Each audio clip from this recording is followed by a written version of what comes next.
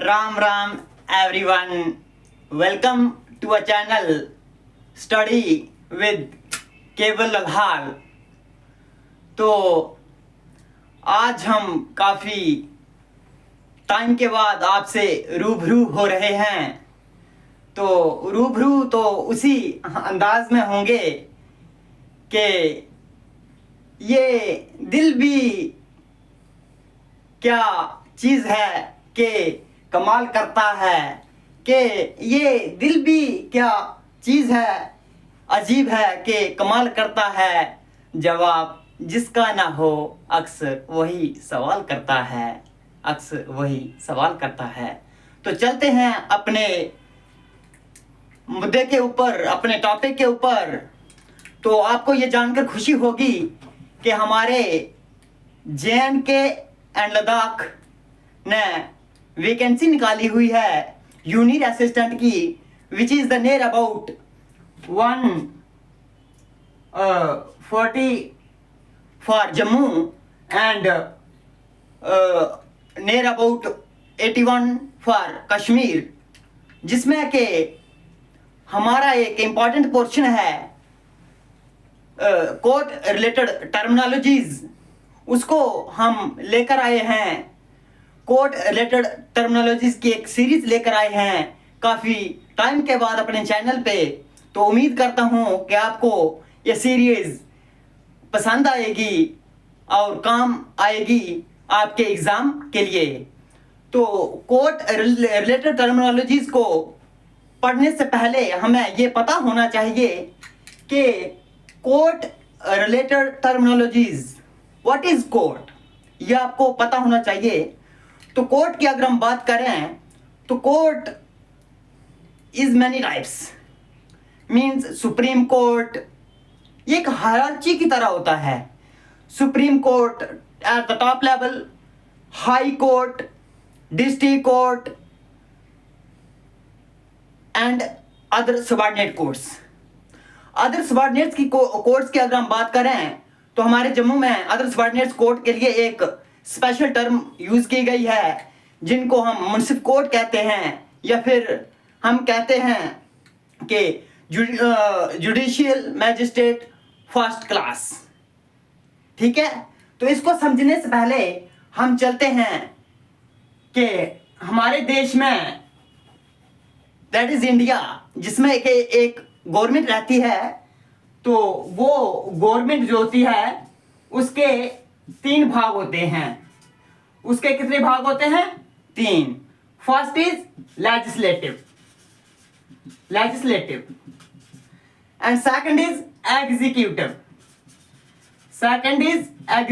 And third one is judiciary. इसी judiciary के बारे में हम आज खुले आम चर्चा करेंगे, शरे आम चर्चा करेंगे। तो ये जुडिशरी आखिर है क्या? ये जुडिशरी है कि गवर्नमेंट का जो फर्स्ट पार्ट है ना, लेजिस्लेटिव, इसका काम रहता है टू मेक लॉज मीन्स कानून बनाना। ये किसका काम है? लेजिस्लेटिव का। टू मेक लॉज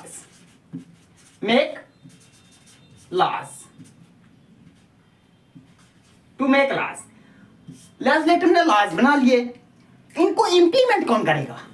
कानून तो बन गया, लॉ तो बन गया, तो एग्जीक्यूटिव क्या करता है कि इसको इंप्लीमेंट करता है।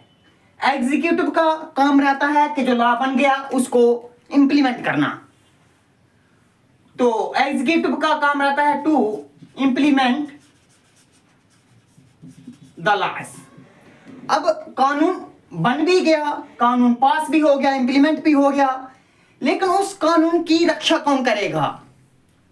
अगर उस कानून का कहीं ना कहीं वायलेशन हुआ तो उसका जिम्मेदार कौन होगा? तो उसका जिम्मेदार होगा उसकी प्रोटेक्शन के लिए बनाई गई होती है जुडिशरी उस कानून को, उसकी हिफाजत करती है। कानून क्या होता है? कॉन्स्टिट्यूशन क्या होता है? Constitution is the set of rule by which a country can run.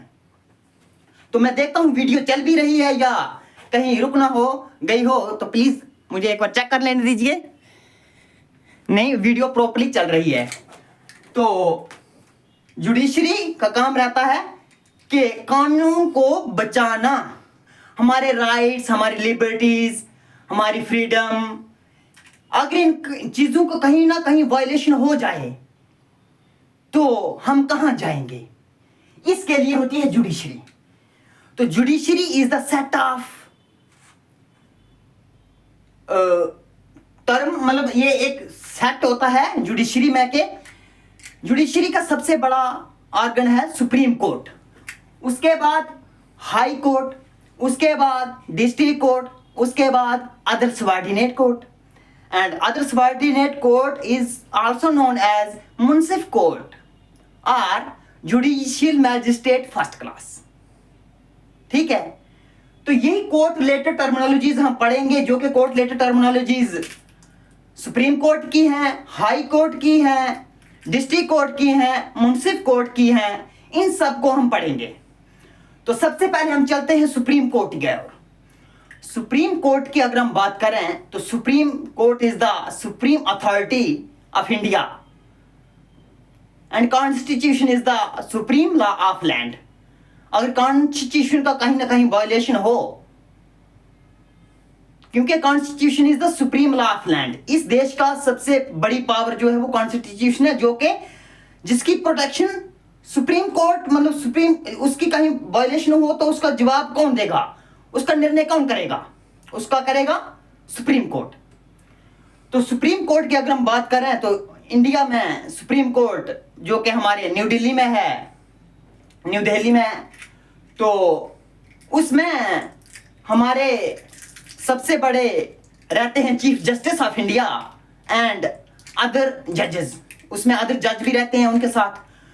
तो ओरिजिनली हम बात करें तो ये 8 जज थे including the chief justice of India. 8 जजेस की एक बनी हुई थी, उसमें के इंक्लूड था चीफ जस्टिस ऑफ इंडिया। उसमें जो जजेस होते हैं वो टाइम टू टाइम बढ़ाए जा सकते हैं। वो क्यों बढ़ेंगे, कब बढ़ेंगे और कैसे बढ़ेंगे, ये मैं आपको बताऊं। तो जब जब ये लगेगा कि सुप्रीम कोर्ट का काम बढ़ रहा है तो हमारे प्रेसिडेंट साहब जो कि फर्स्ट सिटीजन ऑफ इंडिया होते हैं, वो हमारे चीफ जस्टिस ऑफ इंडिया से सलाह व मशवरा करके जजेस की तादाद को टाइम टू टाइम बढ़ा सकते हैं, जैसे जैसे कोर्ट का काम बढ़ जाए। स्टार्टिंग में थे 8 including the chief justice of India, उसके बाद हुए 10 1960 में, 1960 में 8 से 10 हो गए। अब 1977 में हो गए 17। इस तरह से बढ़ते बढ़ते आज हमारे 33 जजेस हैं सुप्रीम कोर्ट के, exclusive the Chief Justice of India. If we want to include the Chief Justice of India, the total strength of the Supreme Court is 34, including the Chief Justice of India. एक chief justice हैं और other 33 जजेस हैं, तो उनको ही हम पढ़ेंगे। तो सुप्रीम कोर्ट को पढ़ेंगे, हाई कोर्ट को पढ़ेंगे, डिस्ट्रिक्ट कोर्ट को पढ़ेंगे, सबऑर्डिनेट कोर्ट्स को पढ़ेंगे, इन सभी को हम डिटेल्स में पढ़ेंगे। सुप्रीम कोर्ट की जुरिस्डिक्शन, हाई कोर्ट की जुरिस्डिक्शन, डिस्ट्रिक्ट कोर्ट की जुरिस्डिक्शन। जुरिस्डिक्शन का मतलब होता है कि उसका क्या कामकाज रहता है, सुप्रीम कोर्ट का क्या काम रहता है, उसकी कैसे जुरिस्डिक्शन होती है। उसमें है ओरिजिनल जुरिस्डिक्शन, उसमें है अपीलीट जुरिस्डिक्शन, उसमें है एडवाइजरी जुरिस्डिक्शन, उसमें है रिट जुरिस्डिक्शन। ठीक है, तो ये मैं सब आपको एक पीडीएफ प्रोवाइड करूंगा। तो जुरिस्डिक्शन की अगर हम बात करें तो सुप्रीम कोर्ट की जो हमारी ओरिजिनल जुरिस्डिक्शन है। First one is original jurisdiction.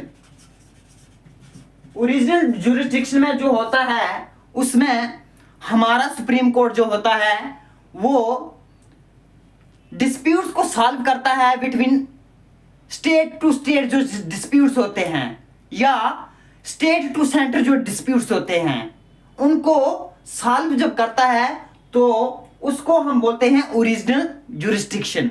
उसमें वो डायरेक्ट एक्शन लेता है, डायरेक्ट उनको सॉल्व करता है। वो चाहे वाटर को लेकर डिस्प्यूट हो, वो चाहे लैंड को लेकर डिस्प्यूट हो, किसी भी तरह का डिस्प्यूट हो, उसमें जब कोर्ट अपना काम करता है, फैसला करता है, तो उसको बोलते हैं हम ओरिजिनल जुरिस्डिक्शन। उसके बाद हम चलते हैं appellate jurisdiction. Second one is appellate jurisdiction। Appellate jurisdiction means the matter which comes by the appeal।